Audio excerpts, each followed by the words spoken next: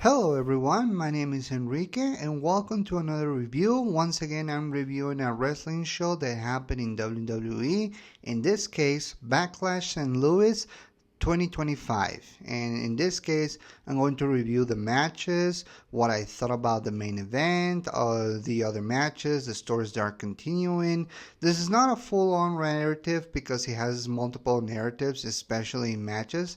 So I'm just gonna focus on the individual ones and give my thoughts on what happened. So yeah, this is basically the first pay-per-view after WrestleMania. We all know that Backlash is significant for WrestleMania events, especially after, because it follows a story that starts or ends at WrestleMania. And depending on who is the champion or the contender or who has the biggest rivalry, we see how the story continues. Is this significant as WrestleMania? Well, not that much, but it's still an important pay-per-view that WWE, for some reason years ago, ditched out and only to bring it back a few years later. And this was before Vince McMahon left the WWE. So yeah, there's a lot to unpack. Regardless, it's time to talk about what I thought about the matches and the stories they're continuing and if I think that is good or bad.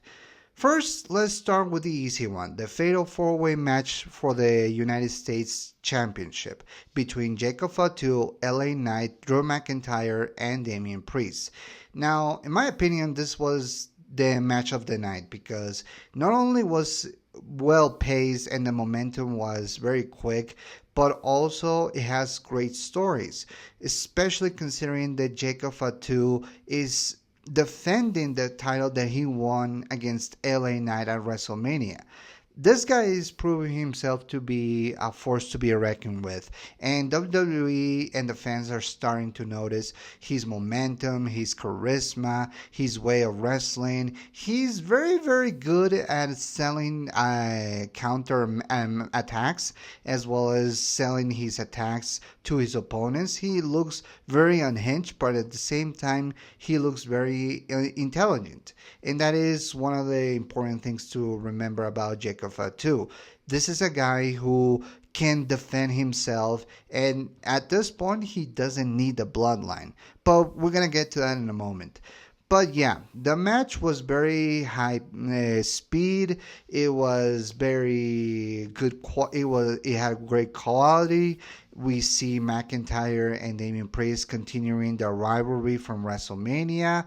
Now, McIntyre at this point he is probably getting frustrated not only with the guys who he's wrestling with, but also for the fact that he's not a champion at this point. I mean, this guy was world champion not that long ago, and his reign didn't last for more than 3 seconds or hell 5 minutes.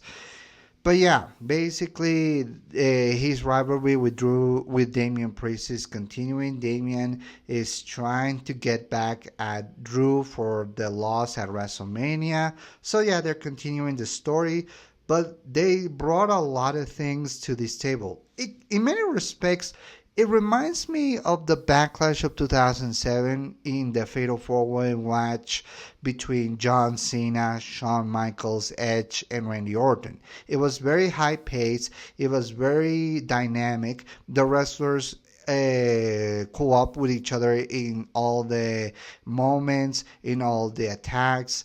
Everything looked really, really entertaining, and this match is no exception. I feel like it's an homage to that match all those years ago. Almost, I don't know, almost 22 years? No, not 22 years. More like 18 years since that match. I'm trying to remember the match when it happened. But yeah, basically it was very good, and we got a surprise in the end. Now, we knew that his relationship, that Jacob's relationship with Solo Sikoa is starting to deteriorate, but it gets more, well, let's say complicated considering that Solo brings a guy called Jeff Cobbs to help him win the match, or at the very least, take down LA Knight long enough for Jacob to score the win. Now, I don't know very much about Jeff Cobbs. Yes, I don't watch New Japan Pro Wrestling. Nothing against it. It's just that it's too much for me in matches. I love Japan. I really enjoy Japan, but there's a ton of history that I don't know about the majority of the wrestlers there, and Jeff Cobbs is no exception. But please, somebody help me to know who this guy is. I appreciate that, so I can appreciate his body of work a lot more.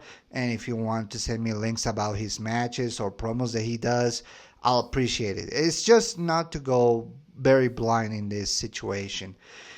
But yeah, basically Jeff Cobbs joins the new bloodline and helps Jacob Fatu for the win.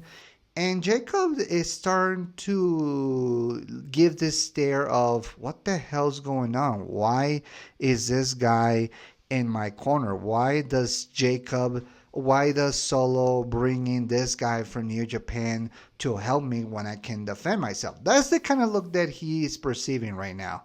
But regardless, Jacob is the new champion, and now eventually the whole thing between him and Solo is gonna boil down. I'm betting that it's going to happen at SummerSlam, and not later. I'm just saying it's gonna happen sooner or later.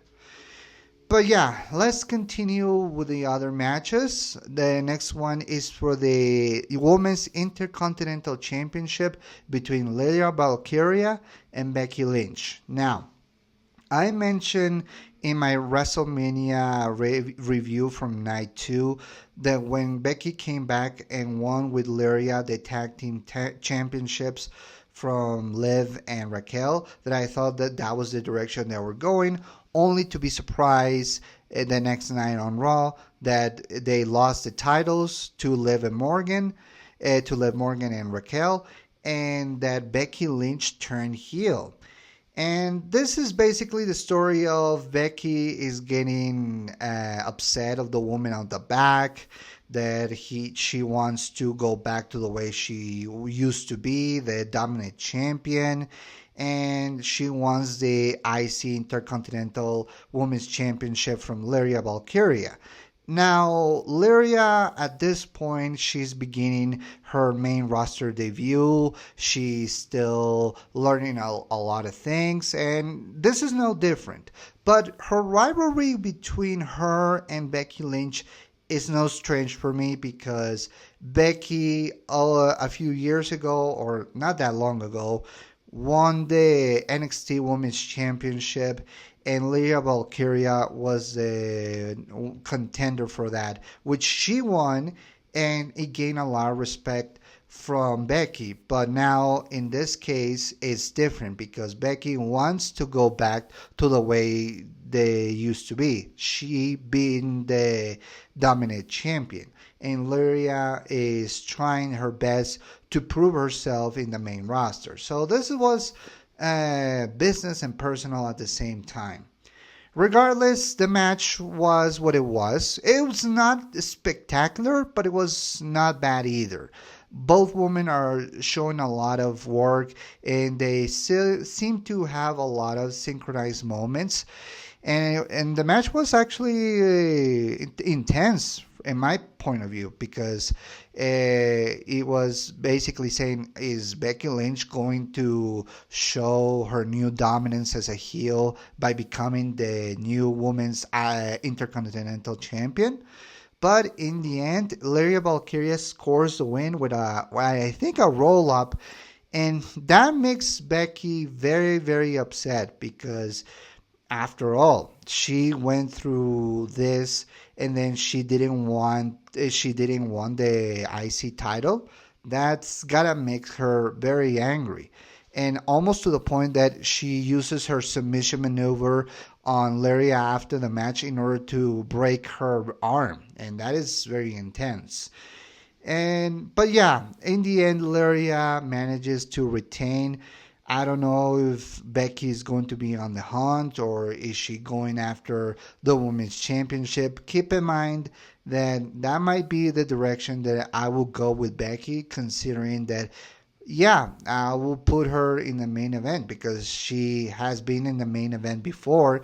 And honestly, I wouldn't blame her if she's going after a bigger fish. And maybe Lyria Valkyria down the road might end up in our crosshairs. Or maybe they're going to continue their matches until Becky becomes a women's intercontinental champion.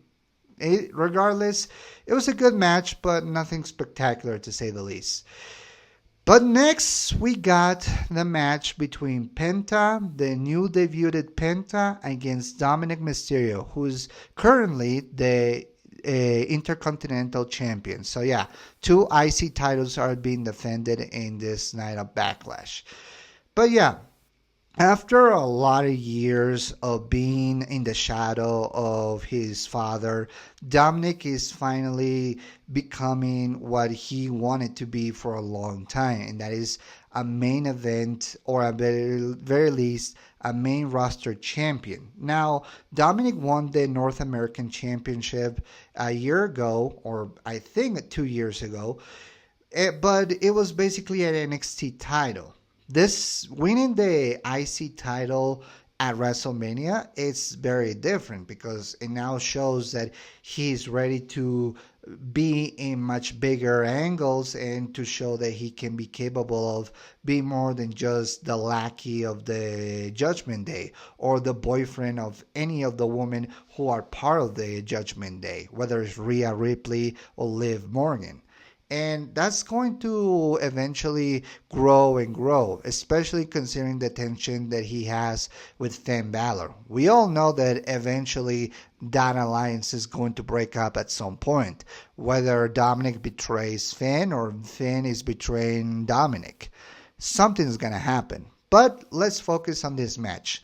Now, this is to show two Latino wrestlers going at each other and showing their moves. Is very high fly style maneuver, and with the interference with the Judgment Day, but they proved to be a little bit worthless, except for Finn, but I'm going to get that in a moment. But yeah, in many respects, this is to show a program with Penta, and I don't know what is going to lead, but man, Penta is having a ball in this year. I mean, just after debuting on Raw, he's actually being put into title matches. That is not a small feat. That is big and big stuff. So it's going to boil down eventually to winning some title, whether it's a solo title or perhaps a tag title with a certain someone. But I'm going to get that in a moment. Now, continuing with the match, in the end, we see that Penta is ready to put down Dominic Mysterio, only for Finn to interfere with the ref, which gives Chad Gable in the mask to hit Penta in the head because he hits a plate in his mask and basically pins Dominic Mysterio. Dominic Mysterio takes advantage and retains the title after the help with Chad Gable. Now, considering that Chad Gable is wearing the mask and calling himself El Grande Americano and continuing the rules that he's not El Grande Americano, it's going to happen sooner or later, but it's going to boil down to him facing a luchador, whether it's Penta or it becomes like a tag team or I don't know, a groups match between him and God knows who Penta can get. And I'm thinking of certain someone. But yeah, regardless, we have still as the champion Dominic Mysterio, and we're going to see how he continues his championship reign and how it's all going to be tied up with the Judgment Day and with Finn Balor nonetheless. Next, we got almost like a squash match between Gunther and Pat Mcaffe. Now, the important thing to remember about this story is that Gunther at this point has lost the World Heavyweight Championship against Jey Uso, which is the current champion of the World Heavyweight. Now, this made Gunther very upset, in particular with the commentary table, which is comprised not only of Pat McAfee, but with Michael Cole. Now, Michael Cole has been working for WWE for more than 20 years, almost reaching 30 in my opinion. I think more than that. I at the very least I think it is reaching 30. I don't know. It's hard for me to remember, but yeah, Michael Cole is the current voice of the commentary table, and along with Pat McAfee, which I have to admit, they had a great chemistry, especially considering that they are polar opposites. But yeah, after Gunther lost, he then the next night on Raw starts to attack Michael Cole and Pat McAfee, and this boiled down to Pat challenging Gunther for a match at Backlash. Now, everybody knew that this was not going to be well, or is not going to end well for Pat McAfee, because Gunther, we all know that he's a better wrestler than him. But hey, I admire him for taking on the challenge. And at the very least, he's trying to build the story of Gunther frustrated with everybody, but not himself, for losing the World Heavyweight Championship. In the end, it ended up the way that we expected it. Gunther gives the win, but at the very least, Pat gives some takes or some attacks to Gunther, and he tries to make it a little bit more of a match and not make it so one-sided, or at the very least, not make it into a squash match as we all expected. And I have to give credit. Pat, while is not a great wrestler, he does perform admirably, and I had to give credit to the man. He really put the effort, and he really did a great job in the match. I mean, it's not a spectacular match, but at the very least, I consider it to be very entertaining, or at the very least, a good exercise for Gunther to practice. Now, with the victory that he held against Pat McAfee, it now puts Gunther into a collision course with the World Heavyweight Championship. Now, we all know that Jey Uso and Logan Paul are going to have a match. In fact, it was announced that I think in this Saturday night's main event, both Jey and Logan are going to square out for the title, which means that after the victory, Gunther is going after whoever gets the win, and is most likely going to be Jey, and he's going to continue the path of being world champion until he faces Gunther. Now, we don't know where the story goes. A lot of people have started rumors that maybe Goldberg will interfere in a match of Gunther, in Gunther's matches. Who knows? But it's probably to build up his final match, which is going to be two wrestlers that are going to retire today. But yeah, basically, this is going to be Gunther's next challenge, going after the World Heavyweight Championship. But now let's talk about the main event of the night, which is John Cena, the current 17-time World Heavyweight Champion and the current WWE Champion, facing against his old rival, Randy the Viper Orton. Now, they are no stranger to each other. Both John and Randy have started their careers ever since 2002, when John became Ruthless Aggression John Cena, and Randy was still a young up-and-comer who got injured with his arms a few often times, and now it was time for him to go after the World Heavyweight Championship. Sorry, the WWE Championship. Now, both John and Randy have faced each other multiple times. We all know the history between them. We all know the kind of rivalry that they have. WWE, for some reason, thought that this was one of the biggest rivalries in WWE history, but we all know that's not true. Because in my opinion, both John Cena and Edge have much better rivalry than him with Randy Orton. But that doesn't mean that they have bad matches. It's just that the many matches that they had are few and far between of being good. And honestly, the ones that I remember enjoying the most are the matches in 2009 when John Cena and Randy faced at Breaking Point pay per view, where it was an I Quit match. It was brutal, it was sadistic, but it was entertaining for me. Then they face each other in two Hell in a Cell matches in many years. But the one that I remember the most is bragging rights when in the Iron Man match, and it was, for me, in my opinion, the most memorable one that they had because it was 60 minutes of grueling pinfalls, attacks, and so many things. But yeah, this was the final time that both Randy and John will face each other. And now with the new heel run that Cena is going around, it now puts Randy Orton in a much more babyface position. Or basically, he's now the good guy and John is the bad guy. And in this case, we didn't expect it was going to win, how it's going to end, because we all know that John was going to retain. But the question is how. And considering that The Rock is not showing up anytime soon, it was going to be something different. So the match was very slow pacing. It was very grappling.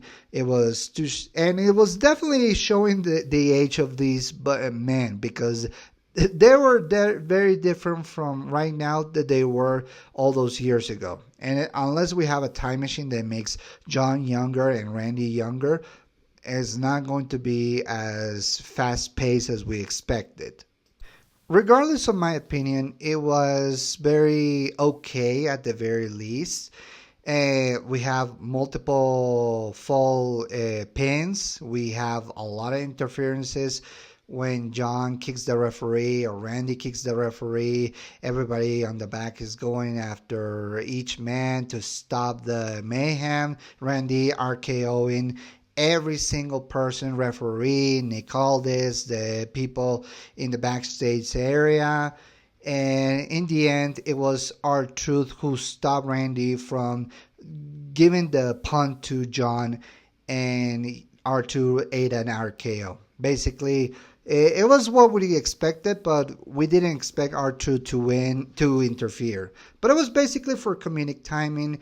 Then John kicks Randy in the nuts and hits him with the belt, and that's how the match ends. John retains and then cuts a promo afterwards saying that this is what a real champion looks like. Basically continuing the streak of being a heel and winning with these type of matches.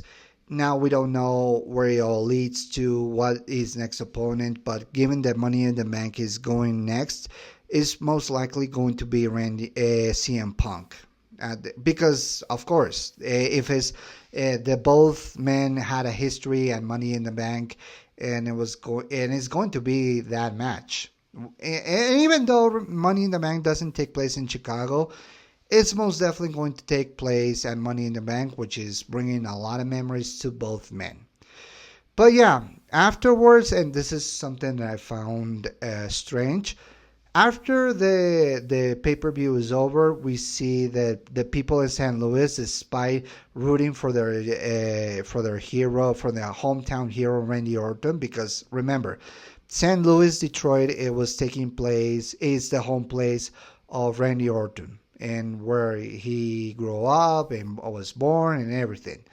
But funny enough, John, when he was walking in the back, he hears the chants, "Thank you, Cena," and John looking almost teary-eyed. And maybe people have hinted that this is going to lead to a babyface turn eventually. And we see in the press conference John Cena trying to be mature, only to get interrupted by R-Truth and giving him an AA and basically walking away. I don't know where it all leads to. I don't know if this is going to lead to a match between John and R-Truth. I don't know if John is going to find redemption in R-Truth. Maybe he's shown some remorse. I don't know if The Rock is going to show up. We all know that Cody's going to show up, probably to confront John Cena eventually, but we don't know where it all leads to. Hopefully, at the end of the year, we see John having a final match that really, really puts a stamp of or puts the statement that he was the greatest of all time and that he's going to be missed. Regardless of the outcome of the match, it's probably going to be emotional, but for now, we just have to wait and see. For now, the match was okay, nothing special, but at the very least, it gave John and Randy one final moment with each other. And who knows, maybe backstage they had a huge hug, congratulating each other for the match. We have to wait and see what happens after.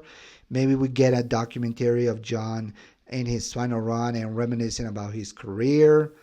A lot of things, a lot of things. But yeah, the pay-per-view of Backlash, it's okay, nothing special, but at the very least, it continues the stories, and at the very least, it wasn't as a big disappointment as we thought. Just a few surprises and a few moments to remember. But yeah, next, we have to wait and see what happens. And next week on Friday, I'm going to go back to my movie reviews, and it's going to be one that is going to be something that we didn't expect this movie to be. Not just to be a good movie, but also a secret title that reveals what it was all along. But that's a story for another day. For now, I'm been Enrique, and I'll see you next time. Peace.